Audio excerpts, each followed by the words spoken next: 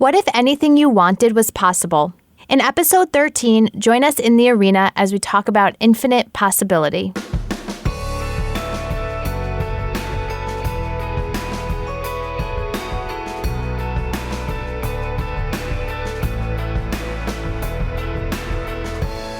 Hey listeners, welcome to In the Arena. I'm Jackie Goldberg. And I'm Leah Smart.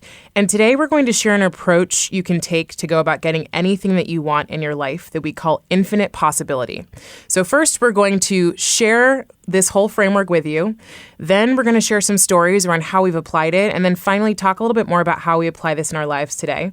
So we hope you're able to take some of this, enjoy it, digest it, and use it in your life. So first and foremost, what does infinite possibility mean? To us, it's knowing that what we deeply desire, we can create in our lives. So there are really no limits for us. And this is really what life coaching is all about. So for our listeners, Leah and I both recently completed life coaching programs and feel deeply connected to this concept of infinite possibility.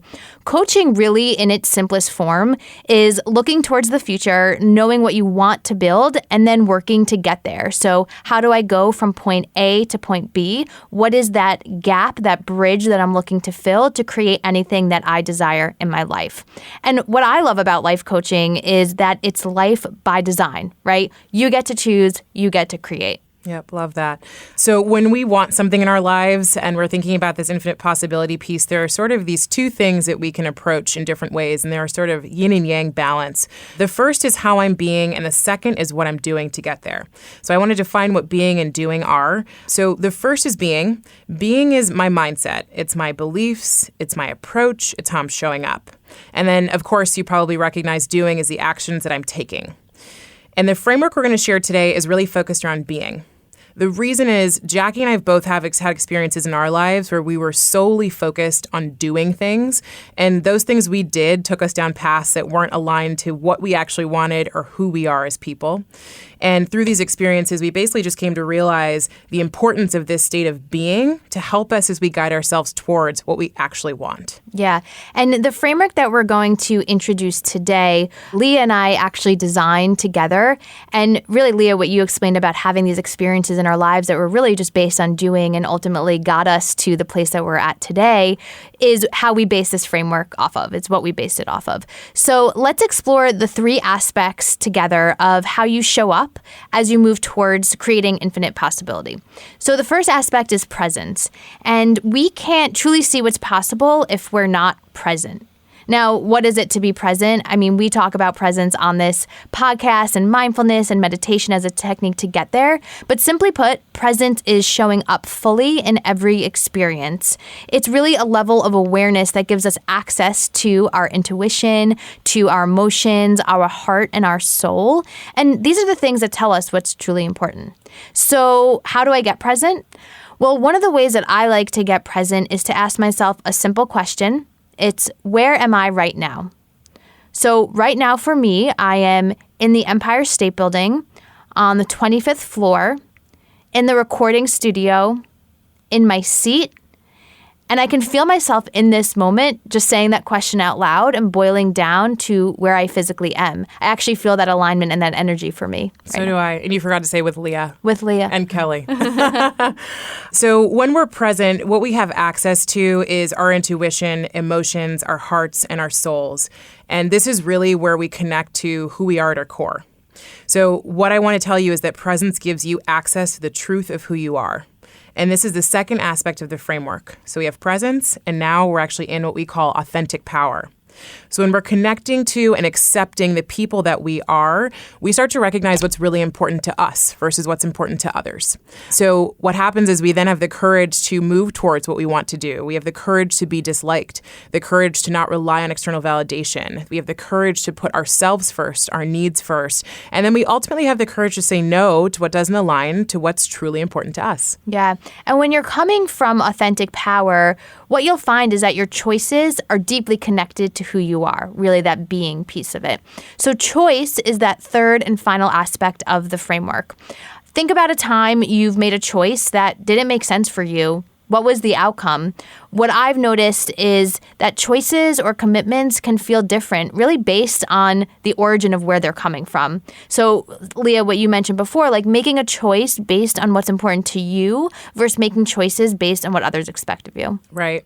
Well, and another way to think about choice, too, if that didn't sit with you or if it did and you want more examples, is to look at where you are today in your life. I'm going to give you a second to think about that. And then where do you want to be? And Jackie mentioned this earlier, getting from point A to point B. So if you think about that distance, what would you need to start saying no to in your life? What boundaries would you need to start setting? Relationship boundaries, personal boundaries. And then what would you need to start saying an emphatic yes to be able to get from point A to point B? And really just recognizing, Jackie and I talk a lot about the power of choice. It is one of the things that we forget about most in our lives, and that we re-recognize, we're typically liberated, right? Yeah. So just to summarize the framework before we go into share our stories, if you almost picture a circle, right, on a piece of paper, and written inside that circle is infinite possibility, then you have like 3 stokes coming out of that circle, maybe starting at the top right, so you're kind of going clockwork. You can have your presence. You get presence. You get access to your intuition, your emotions, your heart, and your soul. You're in it.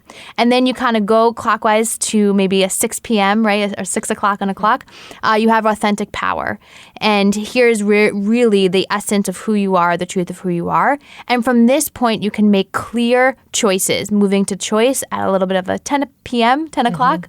And that is how you can, if you're a visual person, to our listeners, looking at what this can feel like for you, envisioning it in this way can help you kind of connect the dots for this framework. Yep, love it. Thanks for describing that, because everyone's different in how they bring in this information. What we're going to do to hopefully bring this even further down or closer to you is share some stories right now that have really been stories around times in our lives where Jackie and I have made decisions that were both difficult but incredibly important, that helped align us to what we believe are our paths and hopefully infinite possibility. So I'm going to go ahead and share my story, which is in 2017, I felt like I was in a real state of dis-ease.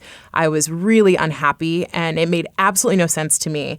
I had actually just moved back to LinkedIn. I'm a boomerang, so I came to LinkedIn, left for a year and a half, and came back, which was great. I had moved back to San Francisco, which is home for me, from New York City. So I was near close family. I was near friends. And then I was in a new role that was really helping me expand my skill sets. And that was a really important goal of mine in 2016 that I accomplished in 2017. So once I realized that I was in this state of sort of unhappiness, I moved into my doing. I immediately went into what can I do? What can I take care of to make myself happy? And what I decided was to make a big choice. And that choice was to actually again, move to Chicago to expand into a new role. And one of the things that Jackie just described is when you look at this circle, presence is the first one on there. My moment of presence was really just forced upon me. So I was on business travel, ironically enough, in the location I had planned to move to. And I woke up one day in a hotel that morning and just had this immediate jolt of presence and access to intuition that told me this was totally the wrong decision for me. And what I realized is I had been aligning my career success to my happiness and my choices around what others expected of me to my happiness. So if I did something others expected, I got a reward, and not actually looking at what was important to me in life. So after that point, I made the decision not to make this move. I had a really tough conversation with my manager, who was incredibly compassionate. But after that, I was then able to come back to 3 things with my intuition that were really important, and I'd love to sort of impress upon you if it feels like it makes sense. The first, when I think about intuition or your gut or your hunches, is really to listen. It's always speaking to you in some way, shape, or form. You feel it all the time, but most of us cover it up. The second is to trust it because it is always right. That's what I've noticed. And the third is to follow it, which is incredibly important because that is typically where your path opens up. So those are the promises I've made to myself going forward. Since then, it's now been almost 2 years since I made that decision. My life is completely different. I love every minute of it. I'm doing things that I just can't even imagine having been able to do, such as this podcast. I've made some incredible relationships in my life and have really just made a 180 in what I align to my own happiness and what's important to me. What I love about your story is how you went right into action. And you said that you were someone that typically does that rather than taking a step back to get present, to be clear, and really thinking through that ultimately the choices that are aligned to who you are. And so you went right into action, which caused you to make a decision or make a choice that wasn't the right choice for you at this point in your life, right? And that thump on your head that you got, like waking up and all of a sudden your intuition telling you something. All of us have experienced this in our lives, I would think. And what I love about this framework is it really gives you a state of being that you can access, that you can live in to make clearer decisions and really feel confident about those decisions because they're coming from an authentic, fulfilled place.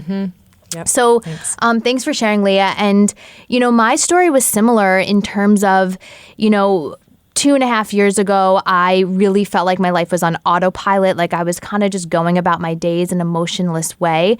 And it wasn't until a breaking point that I felt that woke me up, right? And it was not going to go into details, but my life was going through some changes. And all of a sudden I had this breaking point of awareness. And I was like, wow, I am not where I want to be in my life. I was just so misaligned with that. And I realized that I really wasn't present. I was unawake, right? I was asleep for a long time. And so the decisions I was making over the course of a few years were not coming from this authentic place within me, the truth of who I am. It wasn't coming from my essence. It was coming from a place where I was asleep. So I was just doing to do and really in that action mode and not connected to who I was. So once I had that breaking point, I was able to make those clearer decisions. And now my life is really about setting goals aligned to who I am, right? I've, made a huge change in a relationship. I've started solo traveling, which I had never done before. And now I've visited 6 countries in the past 2 years. I live alone, which I had never done before. And it's scary and a new experience, but I am so much more connected to who I am. I recently froze my eggs, which was one of the most empowering experiences and not something that people talk about openly, but it's something that I want to change. I think it's really important. And so I start now making decisions and doing things connected to who I am and to what I really want, both for myself and for those around me that I love and the relationships that I've built over the past few years and how important those are to me. So really, this framework is something that I feel so connected to, but only in retrospect, right? And that's why I think it's so important, and I'm excited that we're sharing it with our listeners today. Yeah, and I love that you share that. And something that's probably really important for everyone that I've noticed with myself too is you talked about being asleep, right? And so many of us, find ourselves in moments where we're asleep. I found myself in those moments before.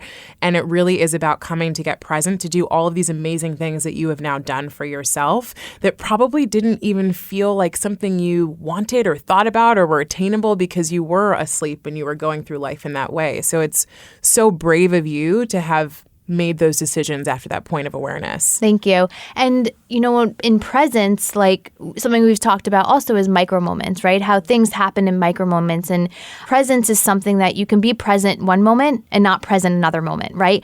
But when you practice a technique like meditation or you practice mindfulness, you actually cultivate a longer term presence, right? So you're more likely to be in the moment. You're more likely to be aware and conscious than you are to be in your head and allowing those thoughts to take over and so forth. And really, it's those thoughts that, at least for me, spiraled, right? And took me in a way that was so misaligned to who I am. So presence, that first aspect of this framework, is really something that you can practice every single moment of the day to cultivate that longer term present life. Yeah, that's a great way to put it. And for those of you who are not meditators yet, that's okay. Like Jackie mentioned, you can try something as simple as, where am I right now? And answering that question with at least 4 different points, right? So like we said, we're in the Empire State Building.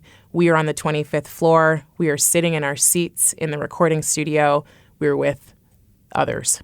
This is Jackie and Leah. We are with ourselves, Jackie and Leah. So the reason we share these stories with you all is really just to give you an understanding of how we applied and then designed this framework. And as Jackie mentioned, this is like a retrospective thing, right? So we hadn't even come up with this when we made these decisions. And that's how we know that it actually worked, is that we had these moments that led us to where we are today. So I'm sure you've all heard pieces from both of our stories that resonate with you. And really the important thing here too, and I think you've understood us alluding to this, it's not just a framework, it's really an ongoing practice. It's an ongoing practice for us to get present, to make the right choices from authentic power. So we're going to bring this kind of into the present by talking more about how we work with this today, where we are today, what challenges us, etc. So, Jackie, how are you today using this framework? Yeah, it's funny, Leah, because when we designed this, as you mentioned, we designed it from experiences in the past. And then when we had a discussion about, well, how are we using this today? And what we'll share with our listeners, we are using it, right? Like it's something that you can really take with you. So I think the biggest way that this framework applies to my life today, and really starting from the presence piece, is that because I am more aware and more conscious just in my day-to-day, and again, meaning that my whole entire life is just more awake. I'm more awake as a person. I am less in a routine than I ever was. Meaning my day, obviously I'm doing similar things like waking up and working out and going to work, and I have those routines, but my whole life is not a routine. I am not sleepwalking into coming home and turning on the TV and sitting in front of the TV and going to bed and doing the same thing every night.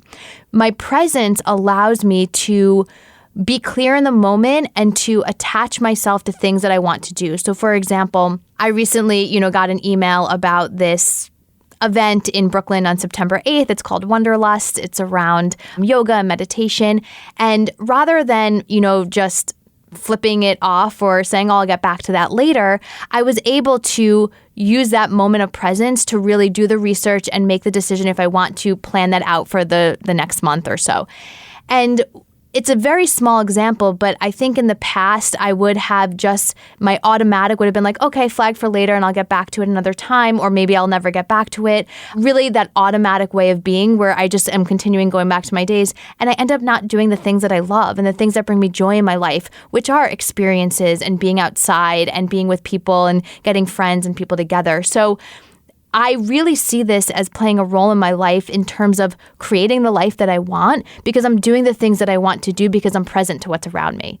That self-awareness, or that just awareness in general, not necessarily self-awareness, but the awareness to life has allowed me to make the most of it. Yeah, I mean, from what you're saying, all I could think was just pay attention. This is what it sounds like. It's like pay attention to your life. Pay attention to signals and signs. Pay attention to what you love. Yeah. Follow your curiosities. Allow those things to actually be inside of you and then come out of you, and not just stuff them back down and say, I'll deal with this later, or it's just not important. Right. And no one else is going to do that for us, right? We need to do that for ourselves. And what would happen in the past for me is that I would just rely on other people to come into my life and say, oh, there's an event here, there's a thing here, or do you want to do this? And that was what my life was about, relying on others, versus now I get to choose how I want to live. Yeah. And what makes it hard, or what gets in the way of doing this on a consistent basis, even today? Yeah, I think just not being present, right? Like just allowing the thoughts inside my head to kind of spiral into, oh my God, I need to do this right now, I need to do that, I need to do this. And it gets you into the routine of day-to-day chores and work and all of that. But when I step away from my thoughts, I'm in the moment, I actually realize that none of that even matters, because it'll get done because I'll be in it in the present moment when it needs to get done, right? So I think it's really not allowing my thoughts to lead, but really to continue to stay present is what's hard, but it's a practice. Yeah, and our thoughts do so much more than we even understand. So if we don't pay attention, we forget that they're just thoughts and we're here to observe them. We are not them, right? We are not our thoughts. Exactly. Yeah. Exactly. So how are you using it today? Yeah, I think for me, it's really been around relationships. So, as I've gotten older, one of the things that I've recognized is something that someone actually said on one of our recent podcasts. Jeff Becker said that he had unlimited bandwidth for important things. And I just took that and really ran with it. But what I recognized is I also have unlimited bandwidth, and I want to have unlimited bandwidth for the most important people. and I want to have limited bandwidth for others. And I think in our lives, we have this sort of centrifugal circles of relationships, right? You have your core, you have some people around that core, and then there's, bigger and bigger circles around it. And what I found was that, and I continue to work with this, is I have really allowed people who are in my outer circles to have more impact on me and to be a bigger part of my experience than I really want. And I was not present to it. I was saying yes, I was there, I was here, I was everywhere, and I felt empty. I still felt empty. And so what I'm doing now is continuing to come back to those relationships and recognize, like, who's in my core? I have unlimited bandwidth for those people, including myself. I'm in my own core and I need time away to be an introvert. But then there's all these people outside of my core, and how do I deal with them? How do I love them with a boundary of loving them from afar? And so what that's done for me is opened up space for me to do what I need to do for myself, but it's also allowed me to get present to my time with them, right? Because I do want to have time with them and to love them too without resentment, right? So that's been a big one, is just how those relationships shift based on the boundaries I set and being able to continue to give love to those people, knowing that I have limited bandwidth for them. I love that. And what I had shared was very solo, my doing, and yours involves others, right? Your relationship to others. So there must be some challenges that come along with that. And so how do you kind of work through that? Yeah, I mean, I was in sales for a long time, and you still see this with any relationship you have. A lot of us need to process things internally, but the way that we impact people is probably the most important thing. It's the delivery of how we share what we're going to do, or if we share it. So I think I'm thoughtful about the boundaries I set. Do the boundaries need to be boundaries that others know about, or can they just be boundaries I set with a smile and brightness and kindness, because that's really how I feel for that person? I think what challenges me is when I've said too many yeses to people that are not in my unlimited bandwidth circle, I get resentful. And so I shift the way I am with them, and I'm not showing up as my authentic self, the person I want to be, which is a part of the reason that they're not in my unlimited bandwidth circle, right? So I think it's really just about, the challenge for me is the no. Yeah. And you mentioned love and kindness and compassion and bright smile. And that is authentic power, right? Because when we are our full selves and we're being in our essence, it's coming from love. It's not coming from fear, right? That's the other side of it. And so I love that you brought that into a piece of, brought that into this framework, because it is part of the framework, but brought that into your experience and your example. Yeah. And it's like you said, it's completely empowering, right? This is a situation where you can come right back to your own authentic power and treat others in the way you want to treat them, not from a place of fear, resentment, or anger. Exactly. So presence, authentic power, and choice, these are the steps to really being your best self as you move towards creating infinite possibility. So for our listeners, what would it look like for you to come from this place while working towards your desires? It's been awesome having you all here. Our hope for you is that you go out and create that life that you want. So thanks so much for coming on this journey with us. To hear more of In the Arena, you can check us out on Spotify, on iTunes, on your podcast app, just searching In the Arena LinkedIn. We'll see you next time. Go create.